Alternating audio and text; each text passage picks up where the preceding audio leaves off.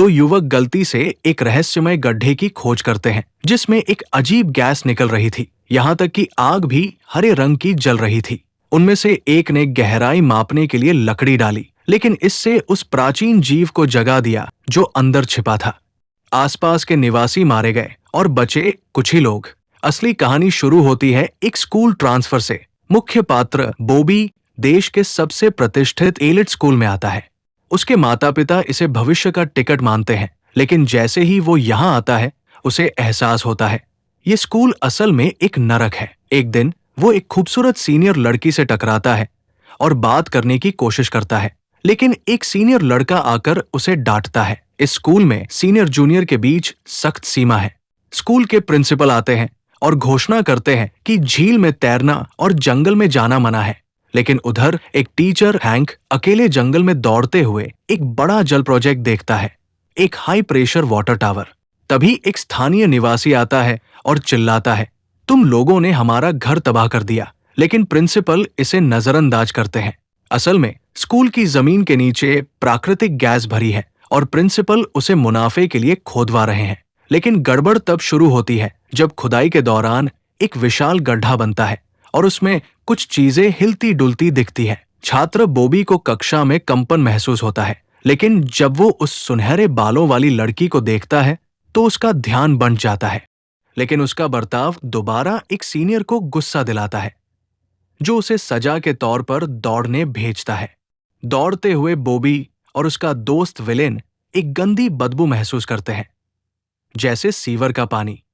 वो लोग नियम तोड़कर जंगल के अंदर जाते हैं। वहां उन्हें वही गड्ढा दिखाई देता है जिससे गैस निकल रही थी। विलेन लाइटर जलाता है और आग हरे रंग की जलती है, यानी वहां प्राकृतिक गैस है। तभी अलार्म बजता है, उन्हें देखा गया है। भागते हुए वे स्थानीय लोगों से मिलते हैं जो उन्हें चेतावनी देते हैं, तुम्हारे स्कूल के नीचे मौत छुपी है। रात को बॉबी को डरावने सपने आते हैं और वो नीचे के तहखाने में छुपा एक कमरा ढूंढ लेता है जिसमें एक गुमशुदा छात्र का नाम लिखा होता है। वो मां को बुलाकर घर जाना चाहता है, लेकिन तभी वो सीनियर लड़की अन्ना आ जाती है। वो बताती है कि वो यहाँ 5 साल से है और सब जानती है। वो उसे कहती है कि अगर वो 5 साल यहाँ टिक गया तो वो भी ताकतवर बन जाएगा। लेकिन तभी वही सीनियर लड़का फिर आता है और बॉबी को डांटता है। वो एक बांस का टुकड़ा झील में फेंकता है और वहां विस्फोट हो जाता है। प्रिंसिपल इसे मामूली गैस लीकेज बताकर दबा देता है और बच्चों को वीकेंड में घर ना जाने की सजा देता है। लेकिन तभी स्कूल में भूकंप आता है, बिजली चली जाती है और खुदाई वाली जगह पर एक विशाल जानवर हमला कर देता है। हेलीकॉप्टर भी गिर जाता है। बॉबी, विलेन, अन्ना और उसकी दोस्त जंगल में जाते हैं, लेकिन वहां सब तबाह हो चुका होता है।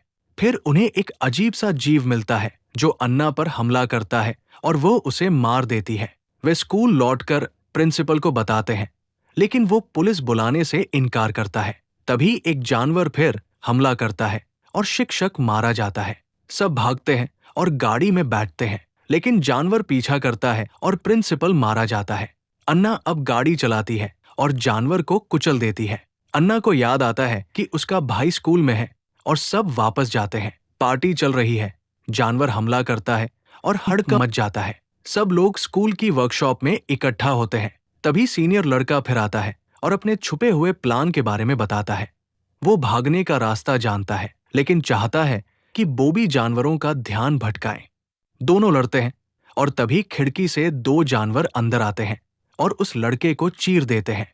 टीचर खुद को बलिदान देता है ताकि बच्चे भाग सकें। बॉबी को वो पुराना तहखाना याद आता है। सब उस रास्ते से जाते हैं। वहां एक दीवार पर पेंटिंग मिलती है जिससे पता चलता है कि ये स्कूल असल में राक्षसों को बंद करने के लिए बना था। तभी उन्हें मिलता है वही बड़ा दाढ़ी वाला स्थानीय आदमी जो स्कूल का पुराना छात्र था। वो बताता है कि उसका भाई यही गुम हुआ था और खुद को जानवर के सामने बलिदान करता है। अंत में सब बाहर निकलते हैं। बॉबी गैस वाली सुरंग में आग लगाकर स्कूल को उड़ाता है।